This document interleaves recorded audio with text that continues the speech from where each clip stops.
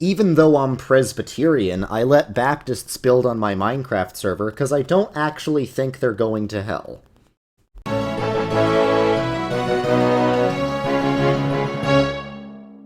Hey guys, welcome back to KingdomCraft, where we build churches in Minecraft while talking about Christianity. So right now, I'm in newly settled territory. I'm on the frontier of this Minecraft server. I'm in the new part of the Baptist province that is just first being explored in the far reaches of this world, the far, far, far, far west of this Minecraft server. So I'm spending these few episodes in the Baptist province to mine for basically just stone. I could have done it anywhere, but I want to show you guys what the Baptists have built. I really like the look of this new province because you can tell it's much less developed than other parts of my world. Like, the trains are built out of dirt sometimes. It's a really cool place. So yeah, I want to show you guys around this place just while I talk about the subject of this video. And the subject of this video is ecumenism, whatever. Ecumenism can refer to multiple things. There's a good ecumenism and a bad ecumenism. So I'm going to be talking about the good ecumenism. Good ecumenism is when Christians of different denominations fellowship with each other and recognize each other as true Christians. That's the good kind of ecumenism, which I think is really good.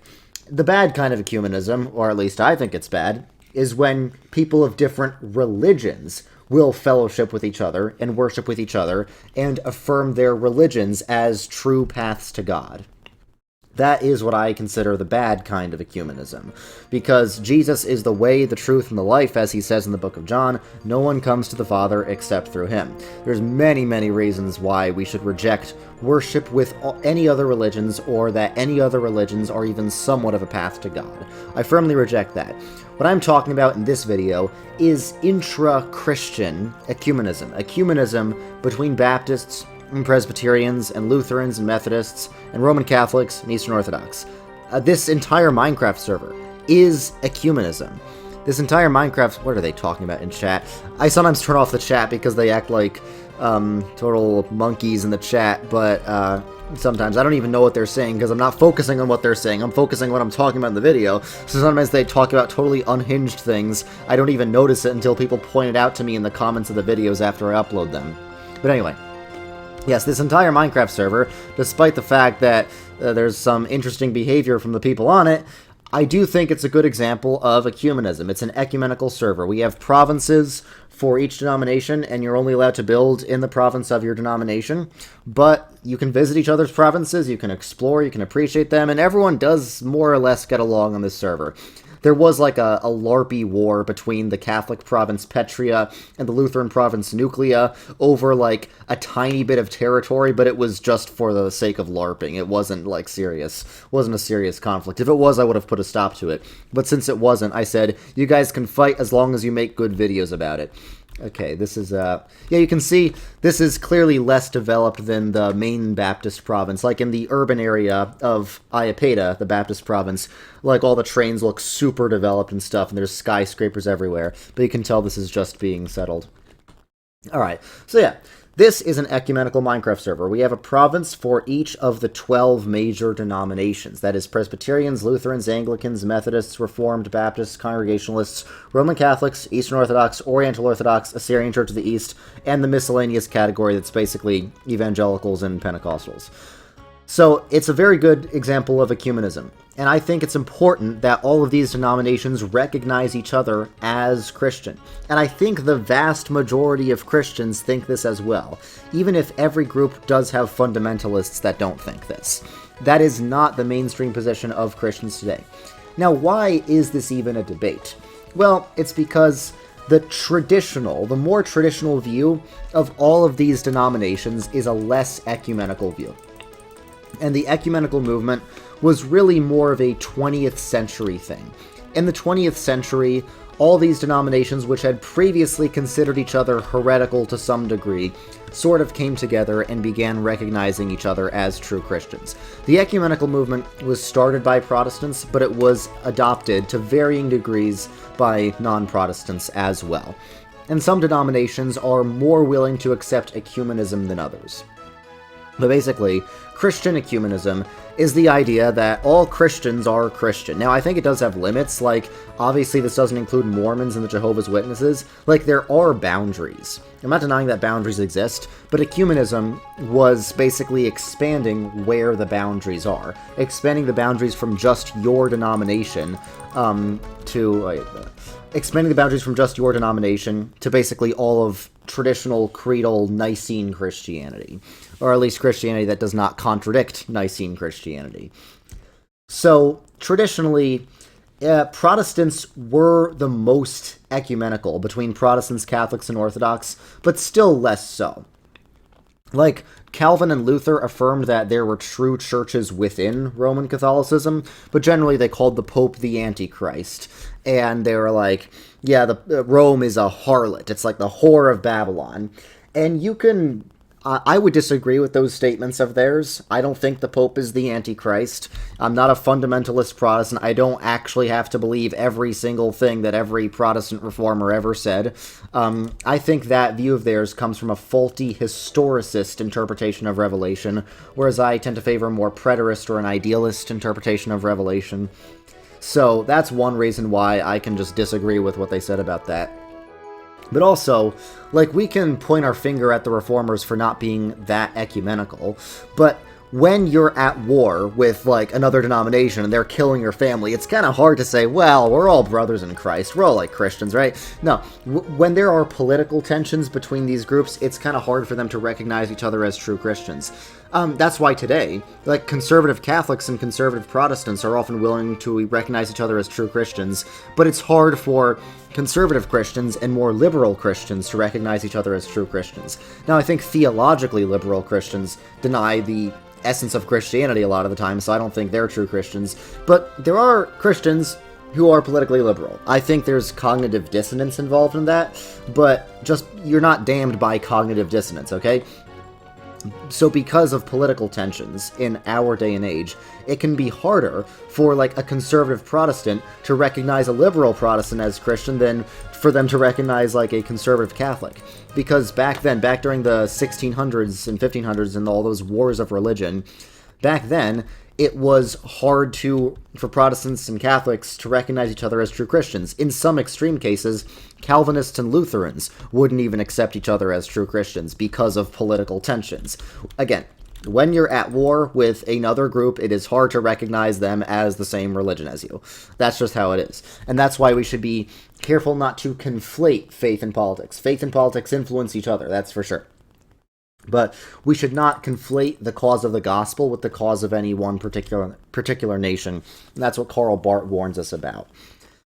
So, I think when we can critically examine history and realize that a lot of the condemnations, a lot of the damnations that Christians have thrown at each other over things were very influenced by politics. The ecumenical movement was sort of a reaction against that. The ecumenical movement was a gradual realization that a lot of the things that Christians have declared each other heretical over were a bit blown out of proportion and were very influenced by politics. I'll give a few examples. But the ecumenical movement didn't come about until atheism began to really take over the West. They say that when a madman is at the door, feuding brothers reconcile. And that makes sense. Because when the entire world, or at least the entire known world, the entire West was Christian, Christians could afford to fight over intra-Christian debates and anathematize each other over that. But then once atheism began to really take over the West, which it did, ever since the Enlightenment, when philosophy became atheist and then all the other disciplines followed suit, Christians began to realize, yeah, we have to find common ground here, and maybe we shouldn't have anathematized each other over certain things. So the first time I think the church really engaged in unfair anathemas. Unfair anathemas is like yes, there is a boundary between orthodoxy and heresy. Like Arianism, clearly heresy. But during the 5th century, the definition of heresy began to expand and the definition of orthodoxy began to contract. I think the 4th century heresies were legitimately heresies. But during the 5th century, I think people started strawmanning each other, and there was political motivations.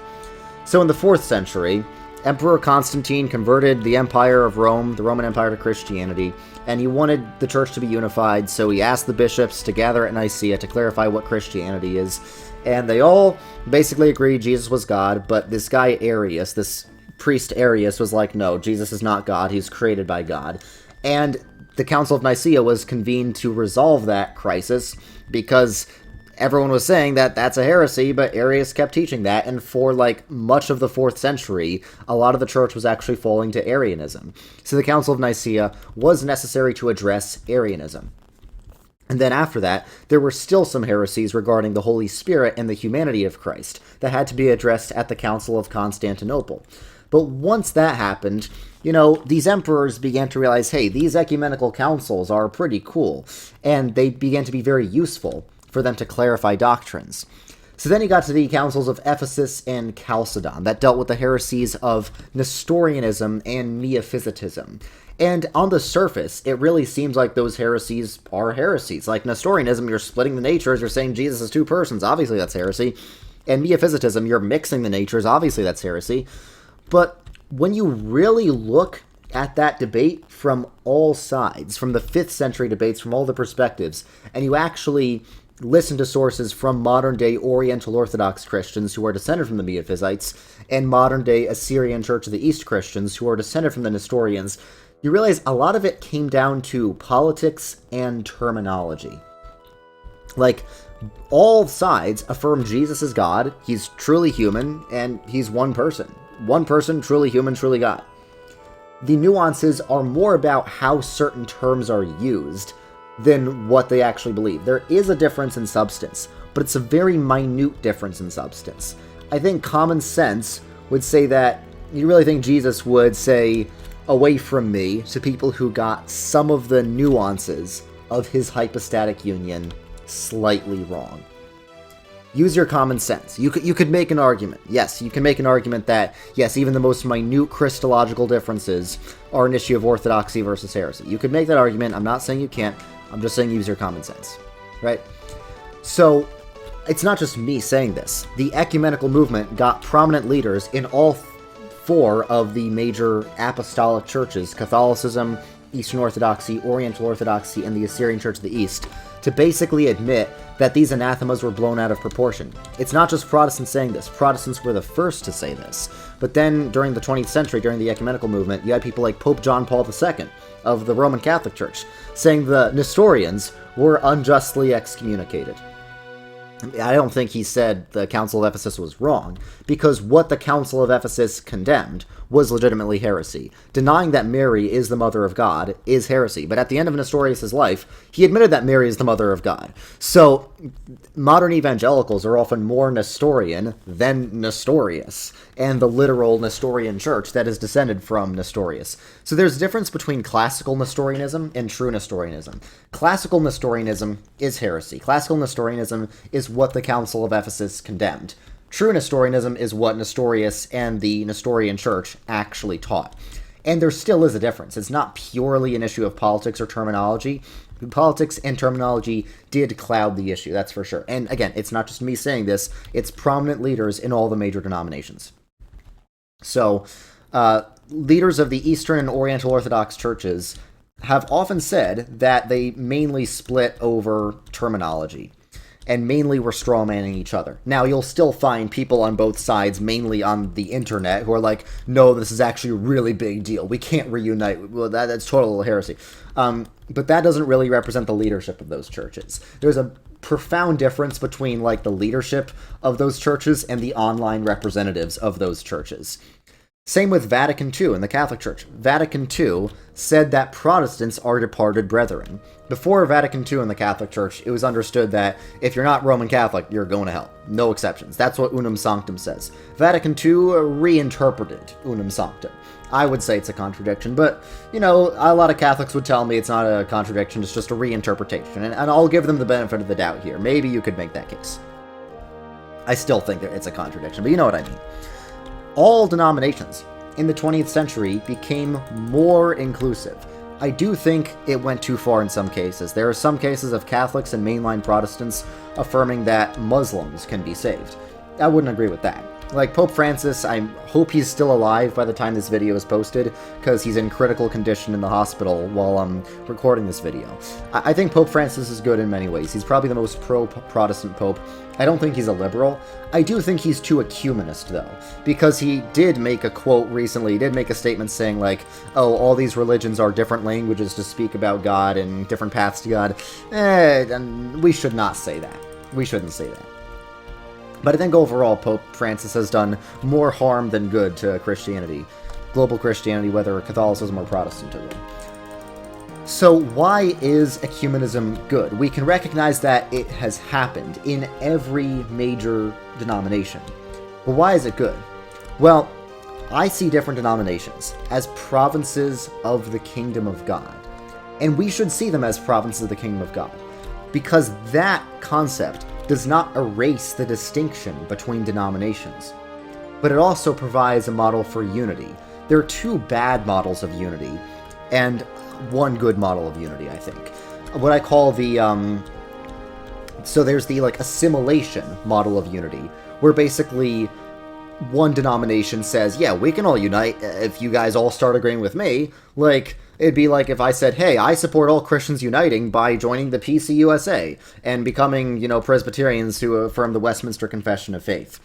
So that model of unity sounds great in theory. Like, yeah, it might be nice if all Christians can agree on absolutely everything, but that's not going to happen. That's the model of unity that has been tried for 2,000 years, and it hasn't really gotten anywhere.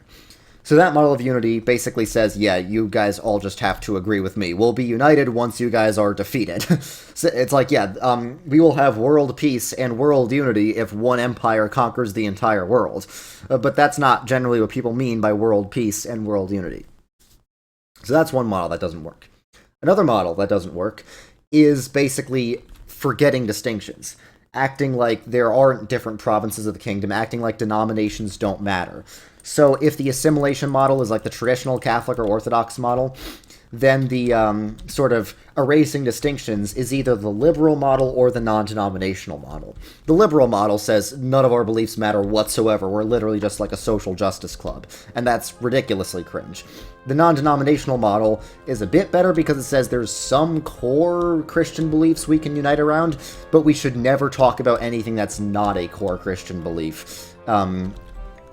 So non-denominationals would generally say, doesn't really matter what denomination a church is as long as it preaches the Bible. Okay, well, that assumes that there's this general concept of preaching the Bible that is irrelevant to the distinctions between different denominations, right?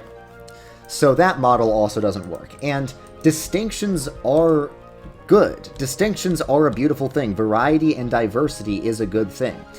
It would not be good for a kingdom, for every province of that kingdom to suddenly become identical. It wouldn't be good for America's culture. America is a great nation with many diverse cultures within it. They say America has no culture. That's not true. I haven't traveled the world very much, but I've traveled to more parts of America than most people. Because I'm from New York, I've been to Texas, I've been to many parts of the Midwest. I've been to almost every state of the Midwest, by the way, which most New Yorkers can't say. That's because I'm married into a Midwestern family.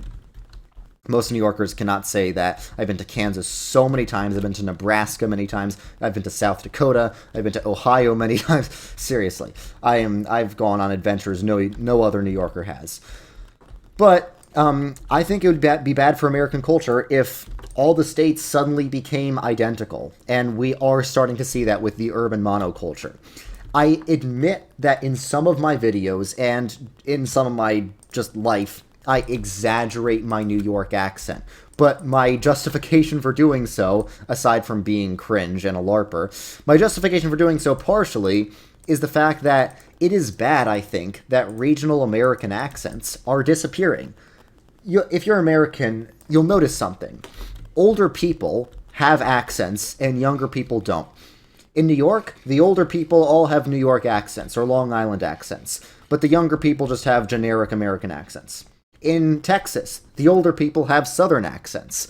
So, like, I'll try to do some examples. One time, I was at the pool in New York, in my hometown, and I was trying to, like, float on my back. I can barely swim. A fun Zoomer fact is I'm barely able to swim. it's just impossible for me. And these old Long Island ladies were like, "You like my daughter? She can't float either. She's very lean." Right? But then I went to Minnesota for summer camp once, for a music summer camp, and I like trying different churches. I like trying to go to churches of as many denominations as possible, so I actually went to a Quaker meeting. Nowadays, I wouldn't consider Quakers under the umbrella of ecumenism or denominations to celebrate. There's no Quaker province of this server. But back then, I didn't really know that, so I went to a Quaker meeting, and there were these, obviously it's only old people at the Quaker meeting. It was just a bunch of old people sitting in silence for an hour in Minnesota. But those old people were like, "Hey, welcome to Minnesota. Hope you enjoy your stay." So, yeah, only the old people in Minnesota talk like that, and in Texas, the old people are like, "Now, I have a lot of respect for young people who are still going to our old mainline church here." Right?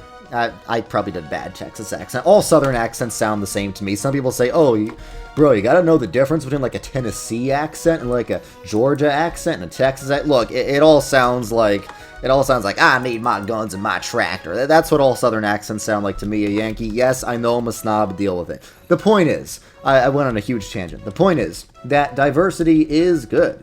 It is good for American culture that we have some states like New York and some states like Texas and California, even if some states are better than others. Like, I can be a New Yorker, and I can be glad that all these states exist, that America has such cool diversity, and at the same time, I know it's very obvious that New York is the best state, because New York has the best people and the smartest people, and everything is just better in New York. The same way, I can be glad that Christianity has a lot of diversity, and I can celebrate the diversity of the Christian tradition, and I know that Presbyterianism is correct, and Presbyterianism is the best, and has the smartest...